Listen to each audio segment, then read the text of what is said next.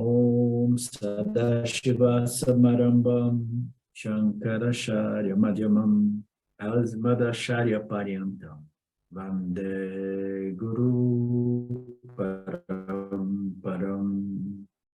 Ishvaro Guratmeti Murti Veda Vibhagine Yomada Vyapta Dehaya Dakshinamurtaye Namaha Sarva Vedanta Siddhanta Gocharam Tamagocharam Govindam Paramanandam Sachiguru Pranatoshimaham Om Om Shanti Shanti Shanti Om Namastê. Bem-vindo a todos vocês, meus queridos do Vedanta Brasil. Então, na aula de ontem, nós vimos ainda um pouco do tema do Avatara, porque no verso 9, o Lord Krishna, respondendo aquela dúvida, a confusão do Arjuna, explicava que o nascimento meu é eterno, eu sempre descendo quando existe necessidade. Os meus nascimentos são divinos porque eles não são uma queda livre derivada da força das minhas vasanas, do peso das minhas vasanas. Então, aqueles que me conhecem em minha natureza absoluta, em minha natureza intrínseca, aqueles que me conhecem sabem que eu nunca nasci, essa é a realidade, eu nunca morri, mas, ainda assim, aparentemente, eu surjo de tempo em tempo, e as minhas ações, elas são ações de uma outra qualidade, porque não são ações movidas por karma, as minhas ações são superiores, são divinas, o meu nascimento é um nascimento aparente, que dentro da realidade aparente serve o propósito de proteger os homens e as mulheres do bem e destruir os violadores incuráveis, os incuráveis violadores do Dharma. E aqueles que realmente conhecem a minha natureza, conhecem o meu eterno nascimento, seja como potencialmente pronto para descender, ou efetivamente, aqui encarnado, aqueles que compreenderam o que eu sou e não está limitado de modo alguma a esta configuração de corpo, de mente do Krishna, aqueles que realmente me conhecem e compreendem as minhas ações superiores, eles compreenderam o que precisava ser compreendido e não terão mais outros nascimentos. Eles também compreenderão que eles não são o corpo-mente deles, eles alcançarão a minha natureza, porque a minha natureza é exatamente a natureza deles, do devoto, de todos os Jivatmas, de todo o universo, e de Ishvara também. Então, aquele que realmente compreendeu essa questão do meu nascimento eterno, aqueles que compreendem a natureza superior das minhas ações não movidas por karma, esses indivíduos, eles colocarão fim ao processo de vida, morte, envelhecimento e renascimento. Renascimento, envelhecimento e morte. Eles desistirão da identificação com o corpo. Desistir do corpo significa eles transcenderão essa identificação problemática com o corpo e com a mente, e assim eles me alcançarão. Naturalmente, não é um alcançar que envolve tempo, espaço e movimento, é um alcançar que envolve somente a compreensão daquilo que é a natureza de tudo e de todos, a natureza do Avatara, a natureza de Krishna, a natureza de Ishvara, a natureza de todos nós é somente Satitananda. Esta compreensão significa o final desta jornada da alma individual, que ela é dita como se ela estivesse se fundindo no oceano de Brahman, na natureza de Brahman, mas é difícil dizer que seja uma fusão, porque a alma individual sempre foi Brahman, então ela nunca precisou realmente se fundir ou se dissolver em Brahman, mas esse fenômeno Mithya é tal que, a menos que a pessoa compreenda que a minha natureza é Satchitananda, a minha natureza é Brahman, ela irá reter a sua individualidade e ela vai ficar sujeita a mais e mais nascimentos, vidas, doenças e mortes. Ela jamais deixará o samsara, a menos que ela consiga abandonar esta noção limitante, insultante, eu sou o corpo-mente. Então, ela me alcança do mesmo modo que o rio alcança o oceano, mas o rio não alcançou o oceano, porque o rio, descendo montanha abaixo, ele sempre foi o quê? Água. E qual é a natureza do oceano? Água. Então, o rio sempre foi, em sua natureza intrínseca, ele sempre foi água. Ele jamais precisou alcançar ou para se dissolver no oceano para ser aquilo que ele era e sempre foi, né, em sua natureza intrínseca, em sua real natureza, né?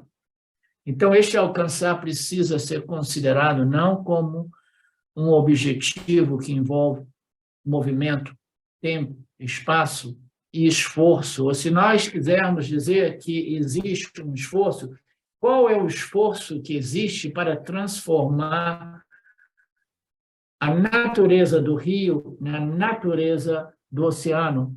Nenhum esforço, porque o rio, a sua natureza já é água, a natureza do oceano já é água. Ele não precisou fazer nenhum esforço para se transformar na mesma natureza do oceano. Ele precisou, se nós quisermos colocar em termos de sadhana, de esforço, ele vai precisar de um esforço intelectual, né, submetendo sua mente, né, aos ensinamentos dos Upanishads, até que ele compreenda: a minha natureza sempre foi Satchitananda, a minha natureza sempre foi água, né? E eu não preciso ter medo de abandonar esta minha natureza secundária como o rio, né? Porque mesmo que essa natureza aparente secundária, esta construção corpo-mente do Siddhanta seja desconstruída, né, uma outra construção será construída, uma outra construção será obtida. E esperamos que o Siddhanta não precise de um outro movimento, outro instrumento para repetir esta interação com o seu campo, né? Então, não existe nenhuma ação, existe somente uma compreensão. O rio não tem medo de se tornar o oceano, porque, como o oceano, ele é o quê? Marcelo, ele é Purna, né?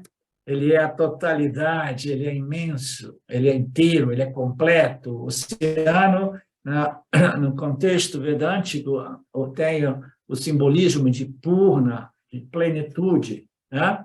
Então, qual é o rio que tem medo de se tornar o oceano, se a sua identidade como oceano é uma entidade totalmente, infinitamente superior, porque é ilimitado. Ele jamais pode declinar ou se expandir, né? Com a chegada dos rios, com a chegada das chuvas, ele permanece sempre pleno.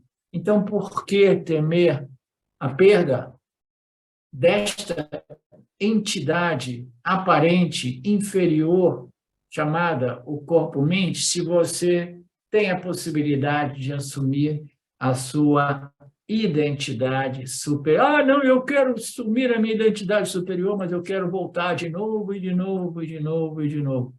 Se existe desejo de voltar de novo, e de novo, e de novo, para abraçar as minhas naturezas inferiores, sujeitas a karma, isso e aquilo, os vasanas, punya, se existe esse desejo, estes desejos, eles são a obstrução, o obstáculo para que o indivíduo possa realmente abraçar a sua identidade superior, que é livre e independente da sua identidade aparente inferior. Você entende, Felipe?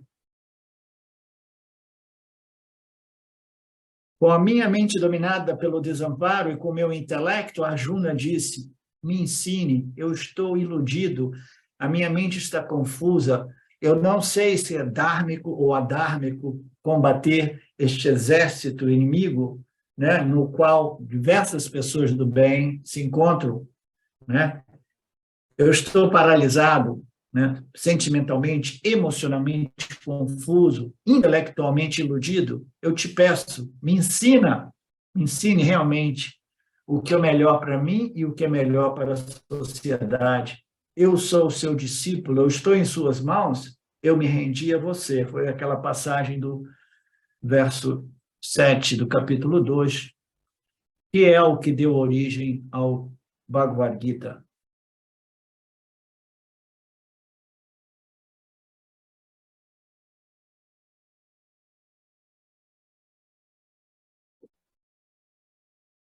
Então, nós vimos que o Bhagavad Gita é um texto que envolve karma, dharma e moksha. É um texto para a libertação, mas que inclui, né? É um texto completo, é um summary, né? Uma condensação dos inteiros Vedas, né? No qual nós temos os ensinamentos de karma, dharma, upasana e moksha.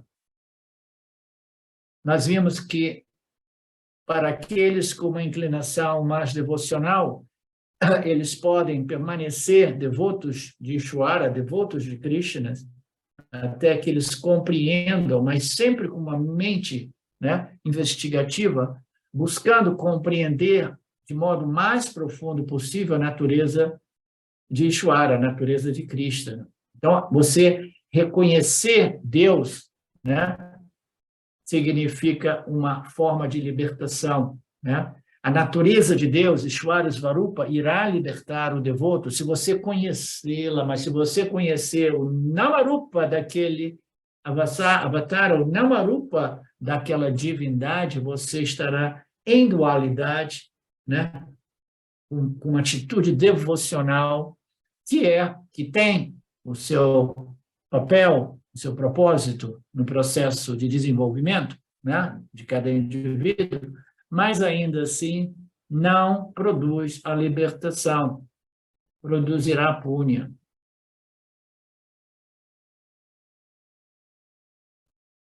No capítulo 2, verso 55, Krishna diz: ó Arjuna, satisfeito em você mesmo, quando alguém desiste de todos os desejos, na medida que eles ocorrem na mente, nós dizemos que este é um homem de conhecimento claro, firme, né? E sempre presente. Né? Um outro verso muito importante que aponta para o fato de que você precisa conhecer a natureza de Deus, né? Você lembra daquele ensinamento muito frequentemente apresentado por Swami Paramarthananda, que diz: nós vivemos como samsários no mundo, né? Então nós investimos tudo no mundo, né? A nossa devoção é para com os objetos do mundo, as coisas, as pessoas, as circunstâncias, né? Então nós estamos vivendo no mundo, contando com o mundo, nos apoiando no mundo, né? Então, como Swami diz, né? Você passa do mundo para Ishvara, tá? Então, você vai buscar apoio e segurança não mais no mundo, mas no Ishvara, no Criador, no Lord Krishna, né? Então, aquilo ali irá produzir um rápido processo de melhoramento e purificação do complexo corpo-mente, porque você transferiu, né? Transferiu o seu desejo das coisas do mundo para o desejo de compreender Deus e viver segundo essas leis e princípios regidos por Deus, né? Então, isso já é um passo grande. Mas um outro passo é o quê? Você sai do mundo, busca proteção em Deus e depois você busca proteção no seu próprio ser, né? Então, você vai do mundo para Deus, você se torna dependente, você era dependente do mundo, agora você se torna dependente de Ishvara, você segue, né, as orientações do Lorde, você vai receber punha, vai receber papa com uma atitude de resiliência, né? Mas, no final das contas, você tem que fazer esta conversão de dependência em Ishvara a dependência no ser. Dependência no ser é idêntico ou sinônimo de independência. Você sabe que você não depende de nenhum outro fator, porque a sua natureza é a única fonte de independência, de segurança total, porque você é o ser não dual, um sem o segundo. Você é realmente a única fonte de satisfação e segurança. Sempre que nós defendemos de uma outra fonte para que nós possamos haver um sentimento de segurança, né, nós estaremos vulneráveis, porque aquela outra coisa, ela pode desaparecer como tudo desaparece, né? Então, nós vamos transferir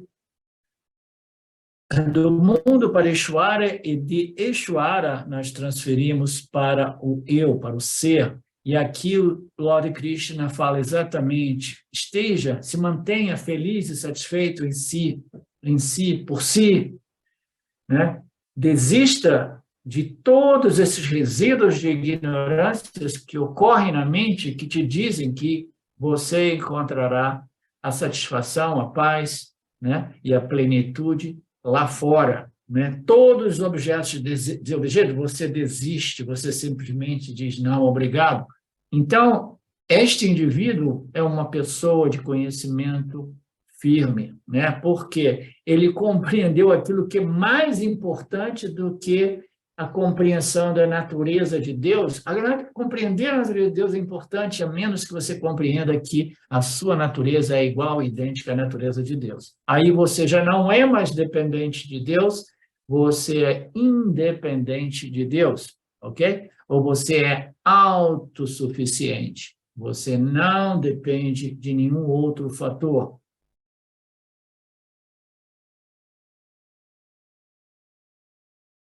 Então, ambos caminhos, né, a realização de Deus e a realização do eu, são caminhos válidos. Um pode conduzir ao outro, como dizia Ramana Maharaj. É como se fossem duas avenidas que vão chegando em Roma. No final das contas, o que ocorre nos dias de hoje, né, eles colocam uma, como é que se diz? Uma redonda, em português? Rotatória. Uma rotatória. Chegam assim, duas avenidas, outra da autoinquirição, aí com saída só, né, que é a que conduz ao autoconhecimento e à libertação. Vocês entendem? Portanto, Swami Paramahansa diz, se algumas pessoas dizem, não, eu tive um reconhecimento de Deus, mas eu não reconheci o eu, ou eu reconheci o eu, mas eu não reconheci Deus, então ele diz que existe a possibilidade que tais indivíduos não tenham reconhecido nem Deus, nem a si mesmo.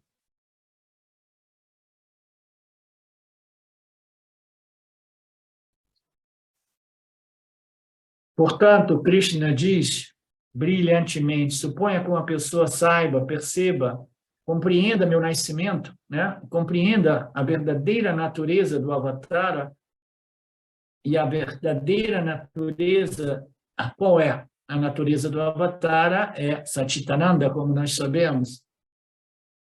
Compreenda o propósito do meu nascimento. O verdadeiro Krishna não é o corpo-mente, mas é o Atma imperecível. Ele não é o corpo físico, ele não é o corpo sutil, ele é o Atma imperecível. É aquilo que existe.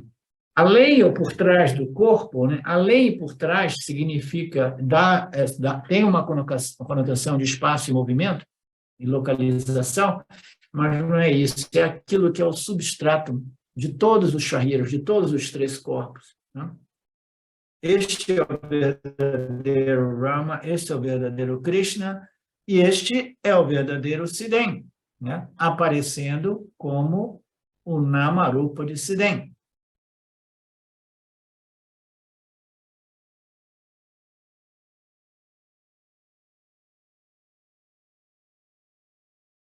E ele surge de novo para a proteção dos justos e para a destruição dos injustos. Aquele que realmente entende o Criador, a natureza, né, a verdadeira natureza, Tatvataha, em sua verdadeira... O que irá acontecer com ele? Ele irá transcender o samsara. Ele compreendeu a natureza do Criador, considerando que ele, ao compreender a natureza do Criador, ele não permaneceu lá com o conhecimento dualista objetivo, eu e a natureza do Criador, ele simplesmente compreendeu, a minha natureza é água, a natureza do meu Criador, que é o oceano, é água, eu não preciso de fazer nada para me tornar algo que eu já sou.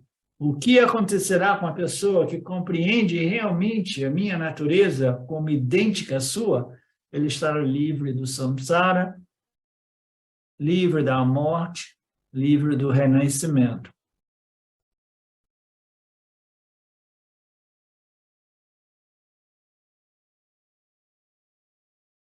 E depois aqui nós entramos em um pouco de mitologia, né, a respeito dos gopis, das vacas leiteiras, né, ou dos devotos, né, os personagens femininos, devotos de Krishna, devotos dos avataras, né?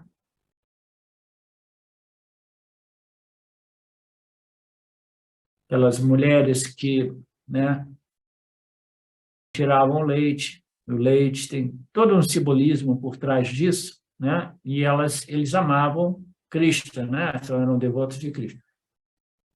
E nessas passagens desses Puranas é dito que os seus lábios são doces, seu rosto é doce, seus olhos são doces, seu sorriso é doce, seu coração é amoroso, seu caminhar é doce, tudo é completamente doce na sua aparência física, né? Então, isso aqui é em relação àquela passagem, né, que dizia que as pessoas que conhecem Krishna, elas se sentem muito atraídas por Krishna, né?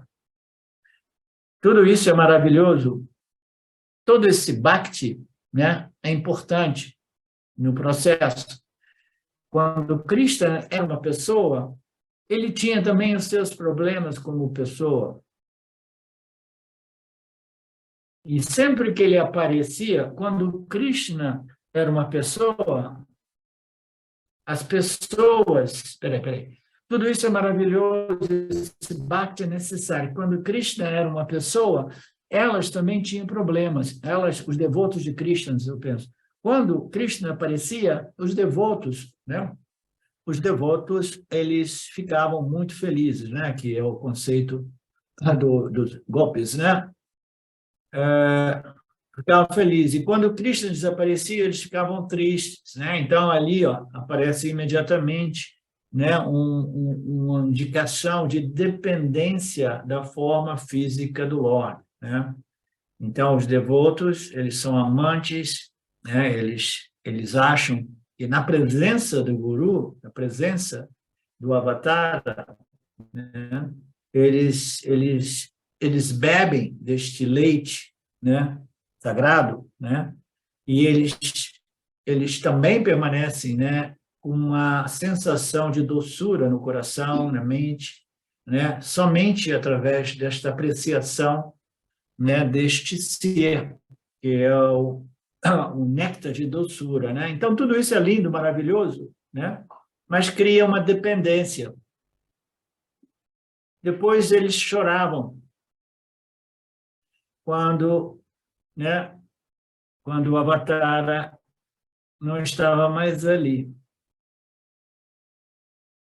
E aí tem mais poesia, né, devocional, dizendo: nós mantemos o seu lótus com pés macios, ó querido Krishna, com muito carinho em nossos seios muito duros, ó Krishna, com muito cuidado para que eles não doam, ó Krishna, mas você viaja com os pés macios, nas florestas com espinhos afiados e pedras, ó Krishna, e pensando na dor que aqueles pés iriam sofrer, ó Krishna, na nossa mente que deu nossa vida a você, ó Krishna, fica agitado e preocupado. Então, o devoto, ele tem um amor, né? Um amor obsessivo, né? Os devotos, esses discípulos que são devotos do Lord, né, têm um amor tão obsessivo por esses símbolos do Lord, né, que eles acreditam que o Lord seja o corpo físico, né, e o corpo mental, e eles querem que o Lord esteja protegido de prazeres e de dores. Mas não, Krishna vai caminhar na floresta, ele vai machucar o pé, alguns espinhos entraram no seu pé, mas ele passa por tudo isso sem sofrer realmente, mas os discípulos imaginam sofrimento em tudo isso, né? Então, o Yanni, né, ou mais especificamente aqui, o Criador, os avatares do Criador, né, eles aparecem e eles vivem e eles têm uma imunidade contra os espinhos da vida, né, contra as adversidades extremas da vida, que é incompreensível na mente dos devotos, né, daqueles que o observam com muito amor e com muita preocupação. Eu sei exatamente o que é ser apegado a um guru, meu primeiro guru, né, eu era apegado e dependente. Quando ele deixou o corpo, foi um choque emocional, uma dor profunda, mas muito profunda mesmo, né? Porque eu acreditava que ele fosse o corpo físico, né? E que agora ele se foi, né? Eu perdi o meu ticket, né? O meu ticket de iluminação, né?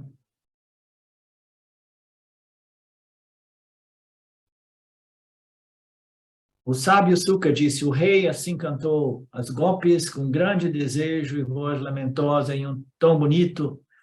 Eles choravam altos. Então, tem mais passagens aí que não são muito interessantes, porque eu não compreendo, eu nunca estudei esta mitologia hindu para compreender, né, o significado de tudo isso. Se vocês souberem, fiquem à vontade de contribuir aí.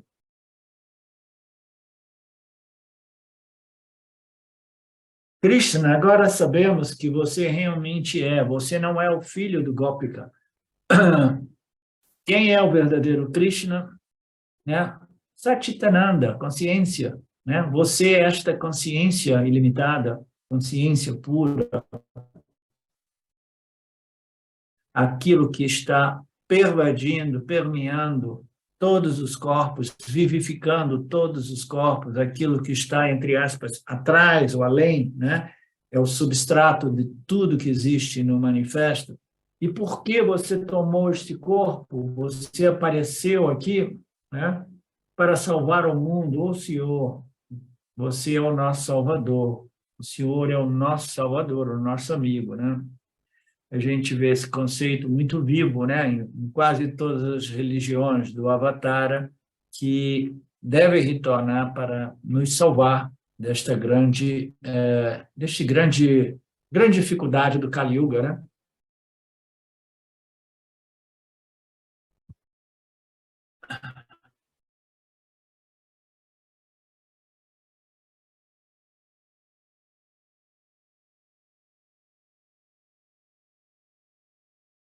O verso 10, tendo recorrido a mim, libertos do apego, libertos do medo e da raiva, absorvidos em mim e purificados por Jnana Yoga. Ah, que bonito, hein? Depois de você ter recorrido a mim e ter estabelecido um relacionamento de devoção e dependência de mim, compreendendo que eu sou o Lorde deste universo e que eu e somente eu concedo os karmas de todos os seres vivos, né? Tendo compreendido a minha natureza, você se liberta do samsara, do apego, do medo e da raiva na medida que você compreende que eu sou aquele, né, que determina realmente o destino de todos. Portanto, absorvidos em mim, vocês acabarão purificados através do Yana Yoga. E muitos alcançarão a compreensão de que a minha natureza é idêntica à natureza do devoto que, em seu devido tempo, se tornou um inquiridor, um investigador, um inquirer, né? Assim, a compreensão de Deus passa por dois estágios. Primeiro é a realização de Saguna Ishvara, como nós dizemos frequentemente. Primeiro, nós nos relacionamos com Deus colorido pelos gunas, Saguna. Então, é Deus com quê? Com atributos e características, né? E qual é o atributo Ishvara, o Criador, né? O atributo principal, né? A origem deste universo tem a origem que neste conhecimento, essa inteligência suprema, que tecnicamente pode ser dita como puro Sattvaguna, né? Então, nós passamos pelo estágio de adoração a Deus como Criador, que é colorido pelos três gunas, né? Com esta predominância maior de Sattvaguna, porque é o Criador, sustentador e o reciclador deste universo. Mas ele não vive somente de Sattvaguna. Por que ele não vive somente de Sattvaguna, Marcelo? Porque esse mundo é dual, né? Tem que ocorrer a manifestação. Alguém mais tem uma resposta? Repete a pergunta, professor. Eu falei que Ishvara, a natureza de Ishvara, Saguna Ishvara, não Nirguna Ishvara. Okay? Nirguna Ishvara é simplesmente Brahman. Brahman, a Nirguna Brahman, ele é livre da aparente associação de Maya, seu Prakriti e suas gunas. Okay? Então, isso é Nirguna, livre, não colorido pelos gunas. Saguna é Ishvara, é Brahman, mas sob o efeito da associação aparente com Maya, né? Então, ele é Saguna, ele é colorido pelos gunas de Maya. Quando ele é colorido pelos gunas de Maya, ele é pura inteligência, puro conhecimento. Mas eu estava abrindo parênteses para dizer que Ishvara não é somente por Sattvaguna, em sua essência, ele é este conhecimento, inteligência suprema. Mas ele, como o criador do universo, ele não pode viver somente de uma dieta de pura sattva. E por quê? Ele vai, na manifestação, ele vai precisar de tamas e de rajas. Exatamente. Então, Ishvara, né, ele é predominantemente pura inteligência, mas como criador e sustentador deste universo, ele precisa das três energias, inclusive de Tamoguna. Os 5 elementos sutis, eles vão doar, né, os seus aspectos tamásicos, os aspectos tamas, para produzir essa grossificação dos elementos e produzir este universo físico material segundo os órgãos sensoriais Jiva-Atmas. Esse universo foi projetado para os Jiva-Atmas, pelo menos o planetinha dos bárbaros, que a gente conhece, é o único que a gente conhece. Né? Então, Ishvara, este processo de purificação inicia com a nossa associação, relacionamento com Saguna Ishvara. Né?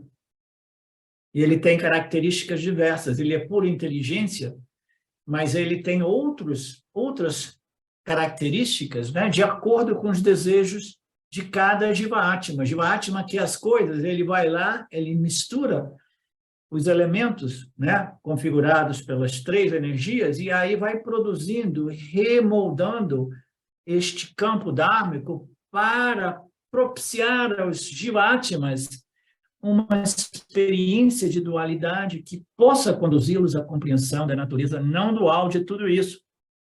Porque tudo é somente a luz da consciência que ilumina e revela todas as configurações produzidas por esta inteligência suprema.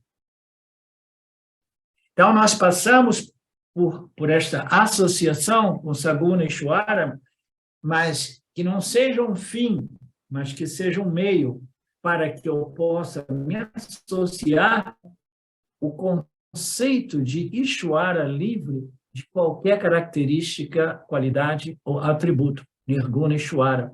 É o Senhor não manifesto como um Criador. É um Senhor não somente sem forma, mas absolutamente não manifesto, né? Muitas vezes nós usamos pura consciência e existência, mas todas as palavras criam confusão. Se a gente diz pura consciência e existência, aí a gente vai inferir que quando o manifesto está diante de nós, a consciência se torna impura. Mas a consciência, ela é pura na ausência desta projeção aparente, a consciência é pura na ausência desta sobreposição, e ela permanece pura, apesar da projeção de todo o universo, todos os universos sutis e densos. Então, o universo está aqui, a consciência que era pura já não é mais pura, não, ela é pura. Ela é pureza pura, porque não existe nada além desta consciência, né? Pura então, e livre de associação. Livre de associação, livre de modificação, livre de ação, né? Então, é tudo isso. É por isso que o Felipe, ultimamente, né, ele fez uma mudança na vida dele e ele não quer mais fazer nada. Falou que agora ele quer saber de ficar na cama e assistir às aulas do Vedanta, né? Porque ele falou assim, pô, eu sou livre de ação e eu estou aqui ralando, fazendo tantas coisas, né? Ele botou a família inteira para trabalhar para ele, não é isso, Felipe? Terceirizei essa parte.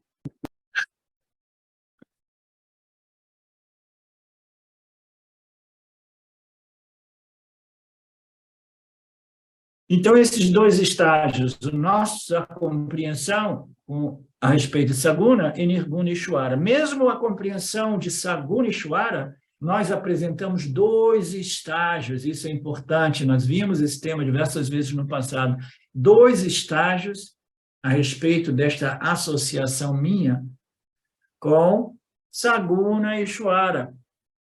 Eu posso, né, me relacionar com o Criador de dois modos.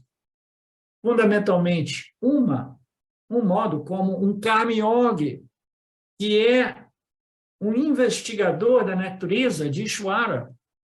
Então, eu quero compreender Mitya, eu quero compreender a criação, o Criador e a criatura, e o modo qual eu me relaciono com a criação e com a criatura. Então, eu sou um investigador e eu sou um devoto de Ishvara, devoto de Saguna, que é o Criador, mas eu quero compreender a natureza deste Criador, eu quero compreender o modo qual eu devo viver, eu posso viver, né, para desenvolver uma mente tão purificada, tão contemplativa, que me permita compreender a natureza de Saguna Ishvara como Nirguna Ishvara, que é a mesma natureza de eu, Jiva Atma, né? Então, um estágio deste relacionamento com Saguna é o estágio elevado do Karma Yoga. Eu estou apresentando ele primeiro porque Bhagavad Gita, né? Yani Yoga e Karma Yoga. Yami Yoga e Karma Yoga. A ciência de Satya, a ciência de Mithya, a ciência da realidade, a ciência da realidade aparente. Dois modos que nós dividimos para apresentar, né, este relacionamento, essa compreensão a respeito do Criador, Saguna Ishvara. Como Saguna Ishvara, eu assumo uma divindade, seja ela Rama, Krishna ou qualquer outra, né? E começo a me relacionar a nível mais rudimentar, mais infantil, porque o quê? Eu quero proteção, segurança, eu quero punya, né? E eu compreendi que existe esse fator chamado Criador, né, que é realmente a totalidade de todos os fatores. Eu compreendi a minha impotência em controlar o campo, Então, eu busco apoio, busco segurança, eu me torno dependente de Saguna Ishvara. Então, este é um estágio preliminar, até que o indivíduo desenvolva uma certa maturidade, tropece nos conceitos de Karma Yoga e aí desperte para essa compreensão mais profunda a respeito de um possível relacionamento com o Criador que não seja um relacionamento infantil de dependência daquele devoto que está sempre rezando, pedindo proteção e pedindo simpatia e benefício ao Senhor. Mas tudo isso tem o seu lugar, né? O Criador irá ouvir toda e qualquer prece, qualquer oração dos seus devotos.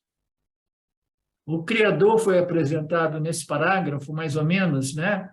Fazendo um paralelo com os pais. Se você vê o Senhor, o Criador, como um pai, você pode ter um relacionamento saudável ou não com seu pai. Se você tem um relacionamento saudável com sua mãe, você pode converter, projetar o Criador, o Ishvara, como na figura feminina. Use um desses relacionamentos que seja o mais saudável, né?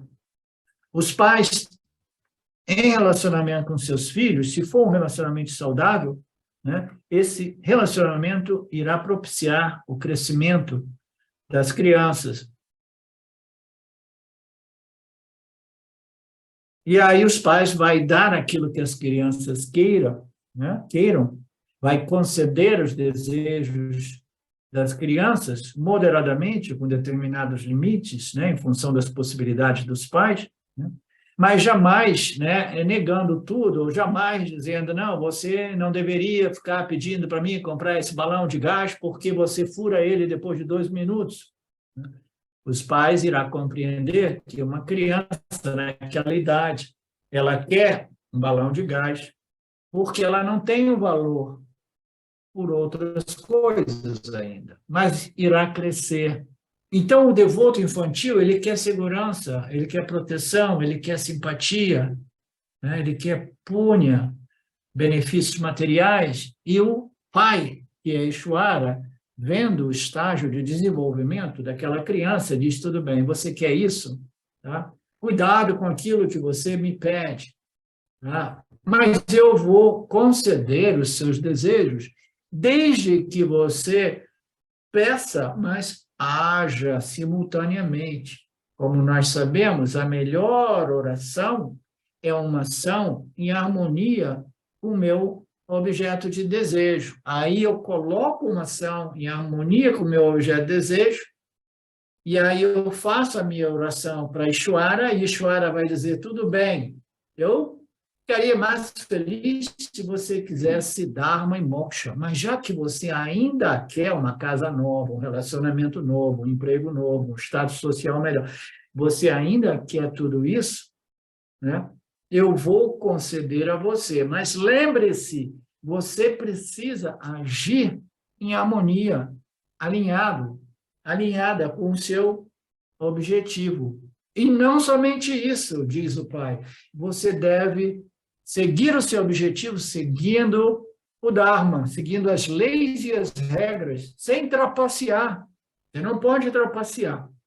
Ishvara, eu vou conceder para você, vai ser um estágio intermediário até que você canse de obter esses balões de gás, né? Mas você deve agir e você deve não trapacear, ser honesto, sincero, não mentir, não enganar, não matar. E existem aqueles que querem o guru. Aí o que o Ishvara faz? Ele se converte numa figura que é o guru, é aquele que ensina qualquer forma que seja de espiritualidade, né? Tudo isso para que o indivíduo possa crescer com uma saúde mental, emocional relativa. Portanto, o Bhakti também é útil, né? Esse Bhakti mais infantil. Você pode falar, pedir o que quiser.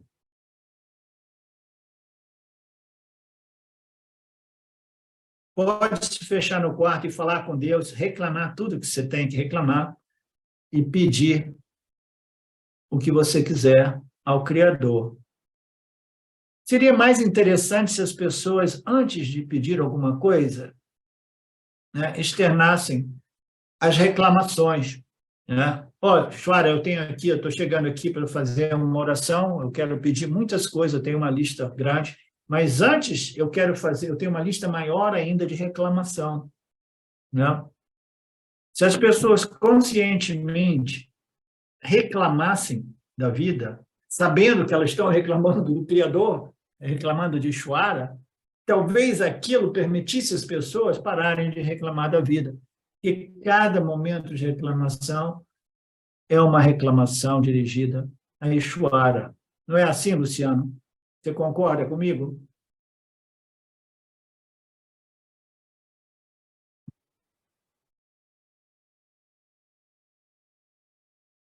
Ok. Então, num estágio mais elevado, você expanda a sua devoção e se torne um Vishwarupa Ishwara Bhakti. Né? Você vai expandir a sua percepção, a sua noção de Ishwara, e você não irá limitá-la àquela divindade com aquelas características. Para aqueles que não sabem, na Índia existe uma infinidade de representantes de Ishwara de acordo com grupos de desejo. Tem pessoas que desejam determinadas coisas. Aí, ao longo do tempo, eles foram projetando a imagem de um símbolo, de um representante de Ishwara, que diz, ó, esse símbolo aqui ele irá produzir um relacionamento novo. Ah, não, eu não quero um relacionamento, eu estou querendo um carro novo. Ah, para carro novo é aquele símbolo ali.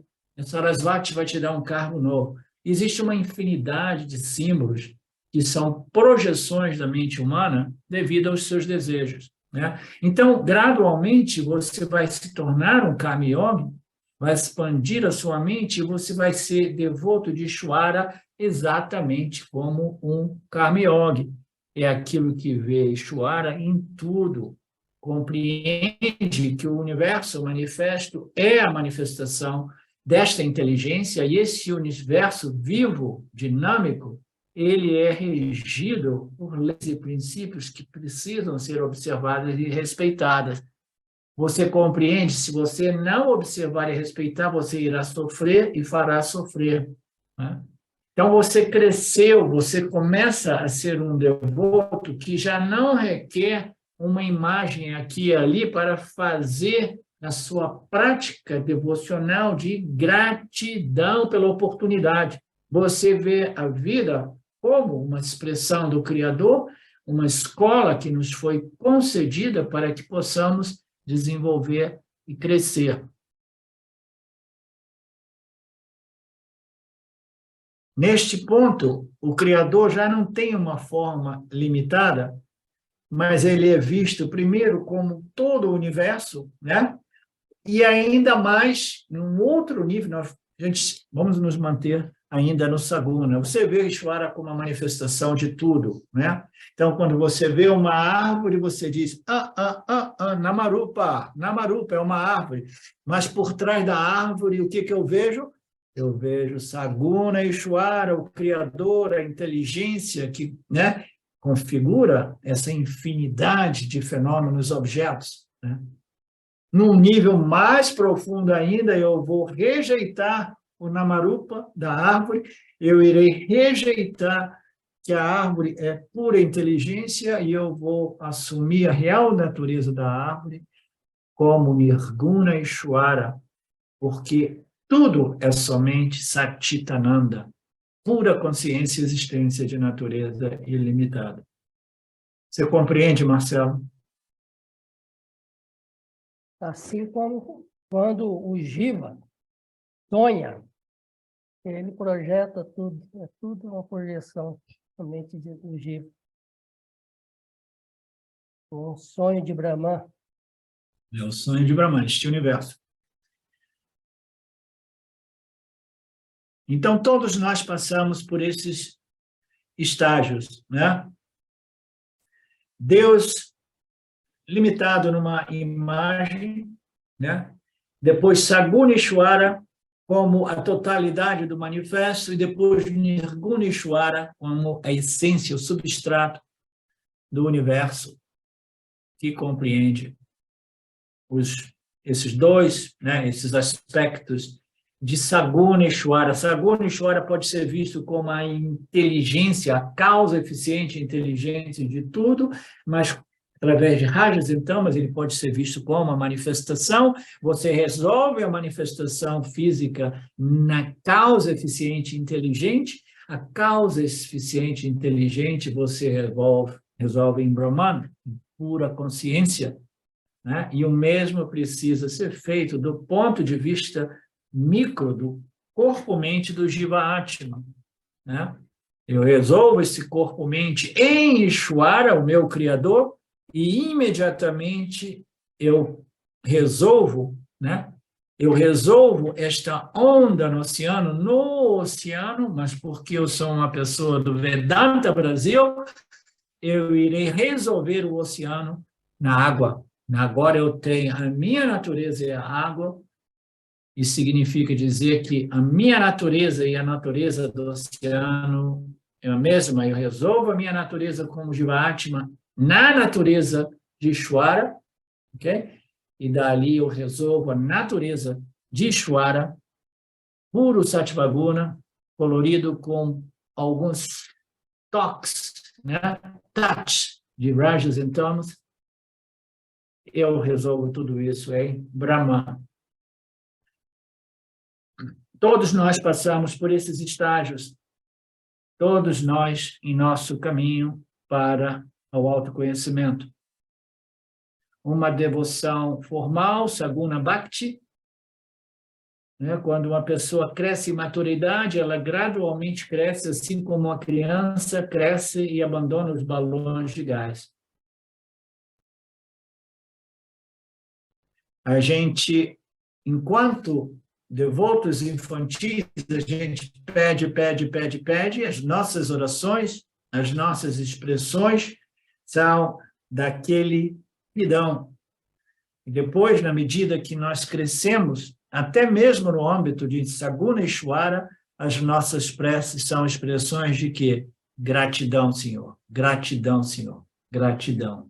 Está chegando aí um Papa Karma. Gratidão, Senhor. Estávamos precisando, né, Marcelo? Aquela frasinha importante, né? Eu estava precisando realmente. Como é que você sabe que estava precisando? Porque chegou. Se chegou é porque eu estava precisando. É inteligência pura. Não sujeita a erros ou equívocos. É um sistema perfeito, né? Quais são esses estágios? Quais são essas etapas? A gente vai ver daqui a pouco. Om Purnamada Purnamidam Purnamudachyate Purnasya Purnamadaya Purnameva Vashishyate. Om Shanti Shanti Shanti. Namastê. Até a próxima classe, até a próxima aula. Olá, queria trazer aqui para vocês o quanto eu tenho me beneficiado dos ensinamentos do Vedanta. Esses ensinamentos do Vedanta, eles mudaram a minha vida, o meu estilo de vida, né?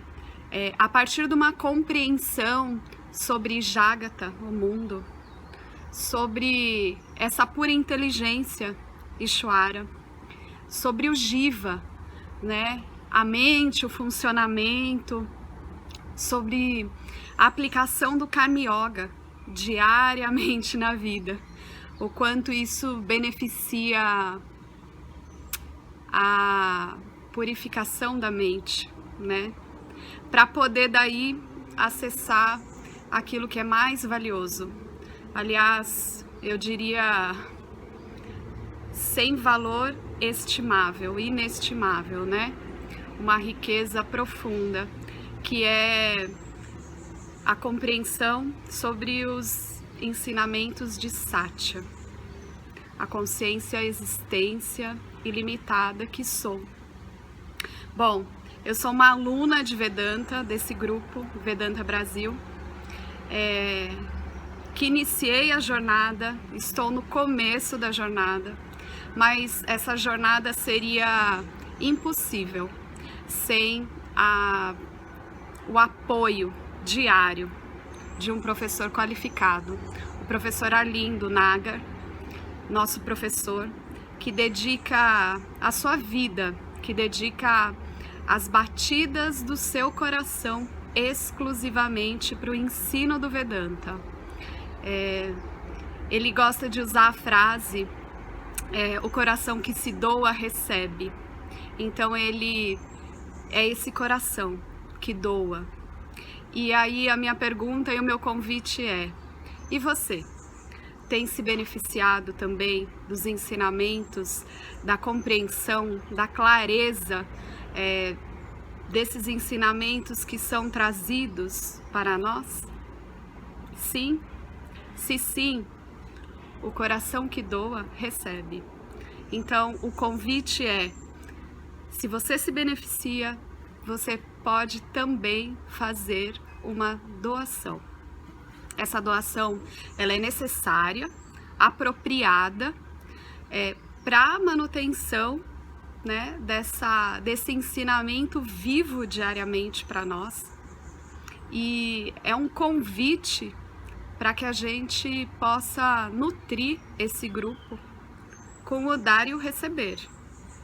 E se você se beneficia, tenho certeza, qualquer valor mensal é suficiente. É o valor que o seu coração sentir, mas é um valor apropriado. Bom, meu recado é esse. Eu agradeço imensamente e não tenho palavras para dizer o que é o Vedanta na minha vida. Só dizer gratidão. Gratidão Ishwara, gratidão professor, gratidão a Sampradaya, gratidão. Obrigada.